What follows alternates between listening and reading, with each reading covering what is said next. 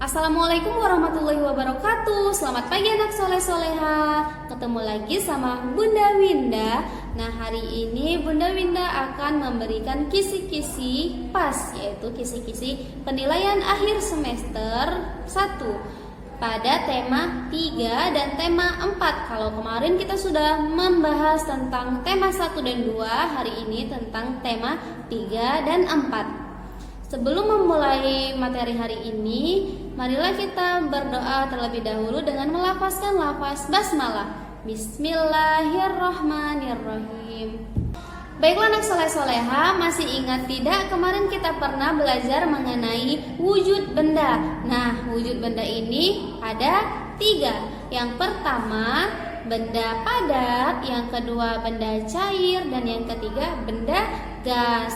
Nah, benda padat contohnya apa saja? Masih ingat? Tentu masih ingat ya. Ada meja, ada kursi, ada pena, pensil, lemari. Itu semua contoh benda padat. Nah, ciri-ciri benda padat ini adalah tidak berubah bentuknya. Sementara yang kedua yaitu benda cair. Contohnya air, minyak, sirup, dan semua benda yang cair. Ciri-ciri benda cair ini adalah ia dapat berubah bentuknya.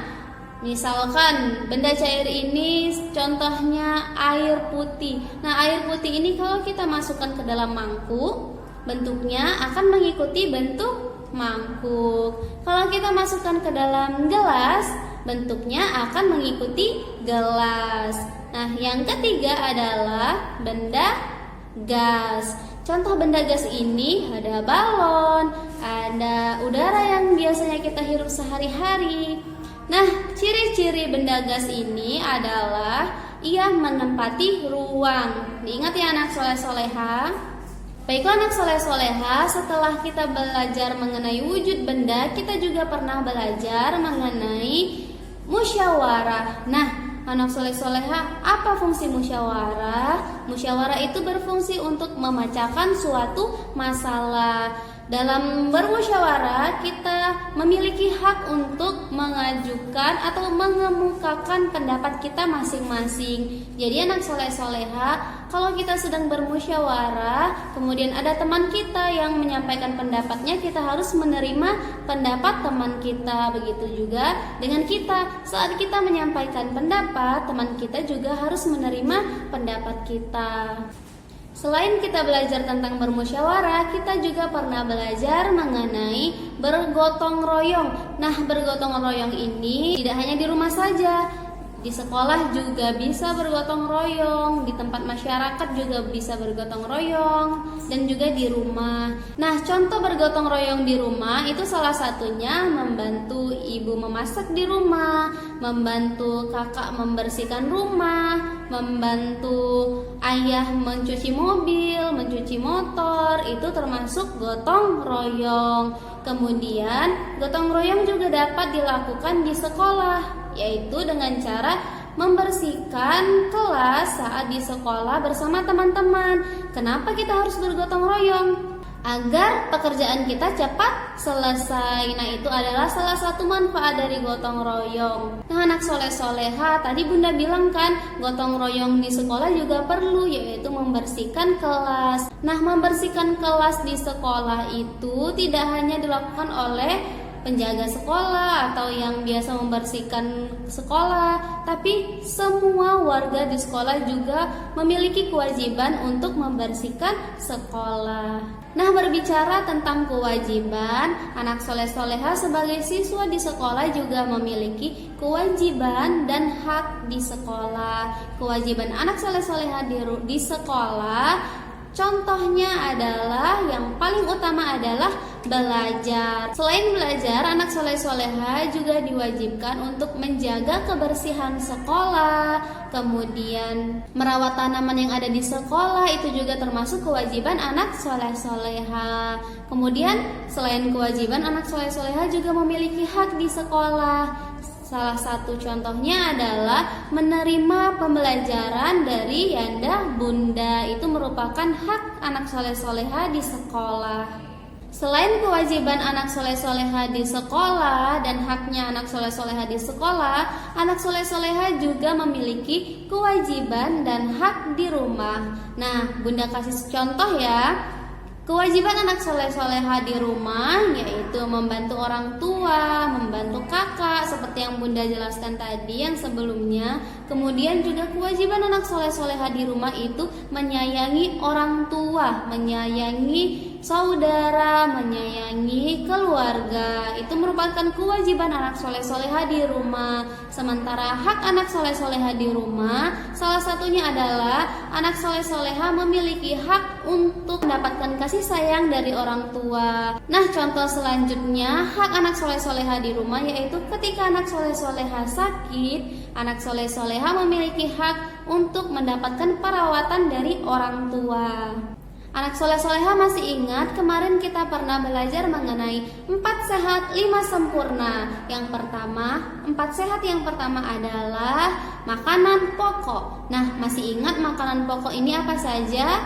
Ya, terdiri dari nasi, gandum, tepung, jagung, dan lain-lain. Kemudian yang kedua yaitu lauk pauk, terdiri dari ayam, ikan, tahu, tempe, semua yang dinamakan lauk ini termasuk ke lauk pauk. Kemudian yang ketiga adalah sayur mayur. Nah, sayur mayur ini terdiri dari kangkung, bayam, wortel, dan lain-lain.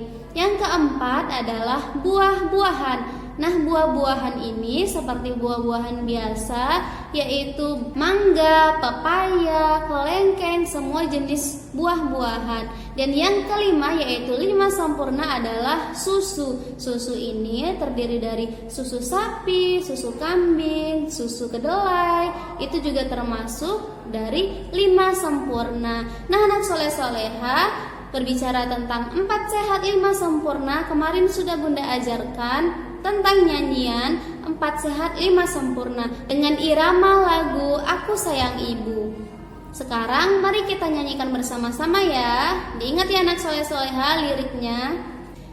Satu-satu nasi sudah tentu, dua-dua lauk sayur buah, tiga-tiga susu tambahannya, 1, 2, 3, 4 sehat 5 sempurna.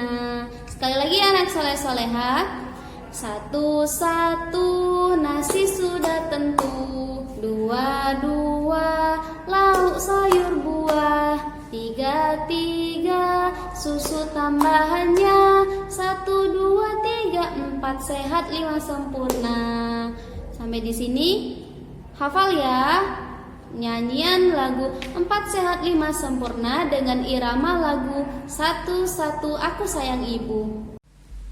Baiklah anak soleh-soleha, berikut adalah alat musik ritmis. Nah, apa itu alat musik ritmis? Alat musik ritmis adalah alat musik yang tidak bernada tetapi dapat menghasilkan irama lagu. Contohnya adalah seperti konga, marakas, tamborin, triangle, kendang, drum, tifat, timpani, dan gong. Nah, alat musik semua ini dibunyikan dengan cara dipukul kecuali yaitu marakas. Bagaimana cara membunyikan marakas? Marakas ini dibunyikan dengan cara digoyang-goyang. Sampai di sini paham ya anak soleh-soleha?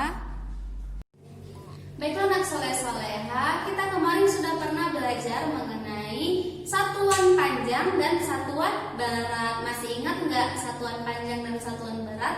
Kalau lupa, sekarang kita ingat-ingat lagi ya. Boleh dilihat di atas. Ini sudah Bunda buat satuan berat. Nah, satuan berat ini terdiri dari kilogram, hektogram, dekagram, gram, desigram, sentigram, dan miligram. Sementara satuan panjang itu ada kilometer, hektometer, dekameter, milimeter, desimeter, sentimeter, dan milimeter. Nah, anak soleh-soleha masih ingat kan? Kalau turun, misalkan dari kilogram ke desigram,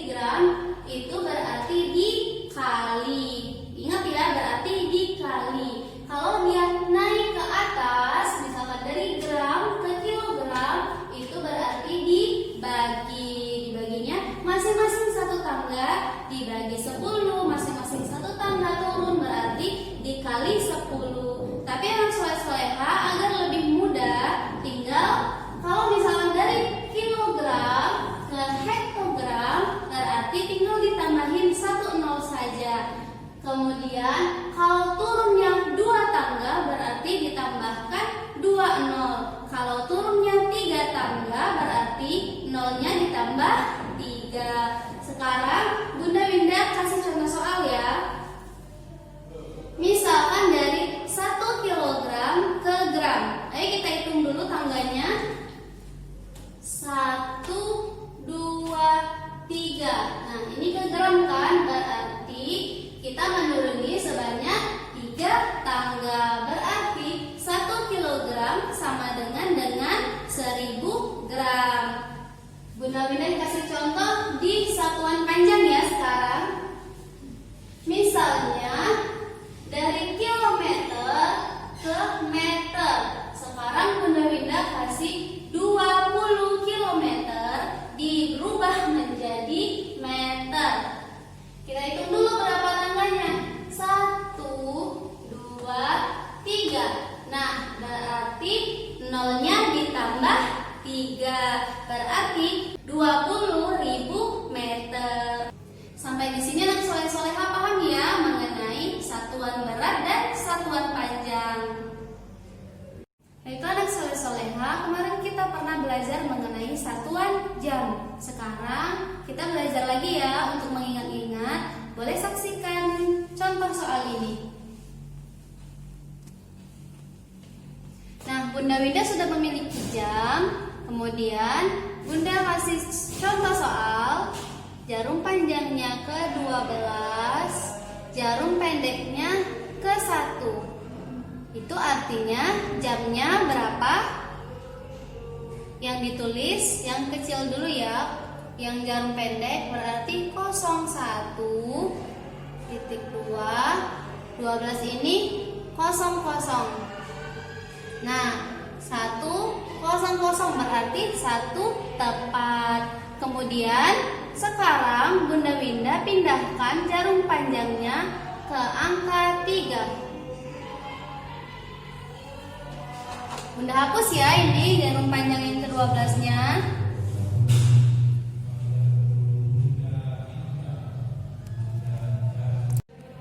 Sekarang jarum panjangnya Bunda tulis di 3. Berarti 1, tulis dulu satunya ya anak soleh-soleha. 1 lewat.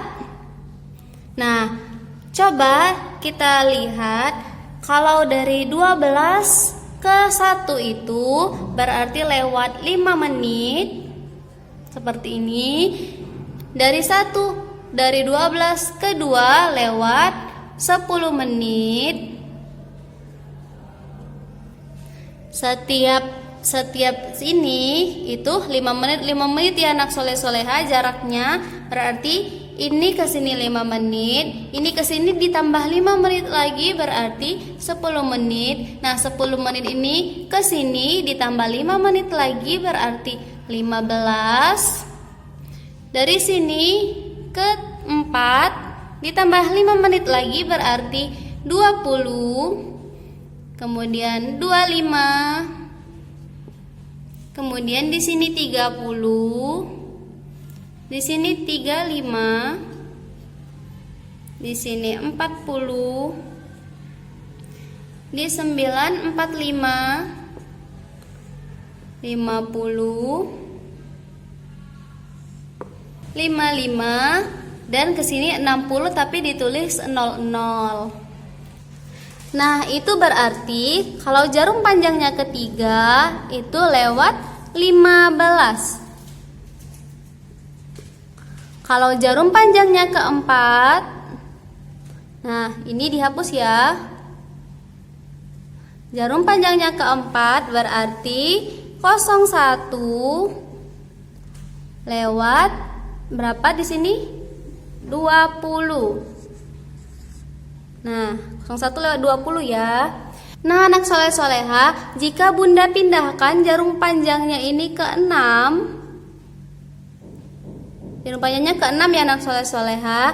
Nah, ini jarum pendeknya ini akan berubah tempat bukan di satu lagi, tapi di setengah sini, menghadapnya hampir kedua, tapi belum sampai kedua ya anak soleh soleha.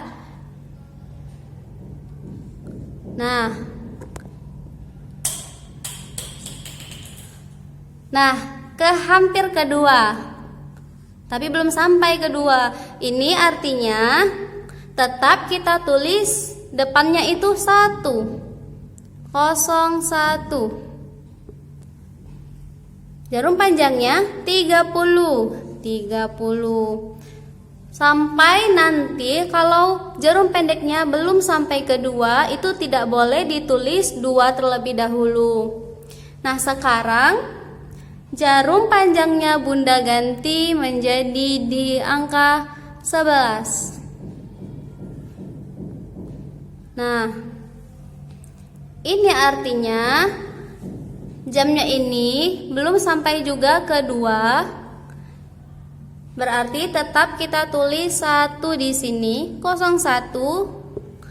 Dan kalau 11 berarti lewat 55. 1 lewat 55 ya anak soleh soleha. Nah, sekarang Bunda tulis jarum panjangnya ke angka 12. Ini dihapus ya. Kalau jarum panjangnya sudah sampai ke angka 12, otomatis jarum pendeknya ini akan menuju ke angka 2. Sekarang kita hapus terlebih dahulu. Jarum jam yang pendek akan menuju ke angka 2. Seperti ini. Nah, ini artinya sudah boleh ditulis 02.00. Ini berarti sudah jam 2 tepat. Sampai di sini anak soleh soleha paham ya mengenai satuan waktu.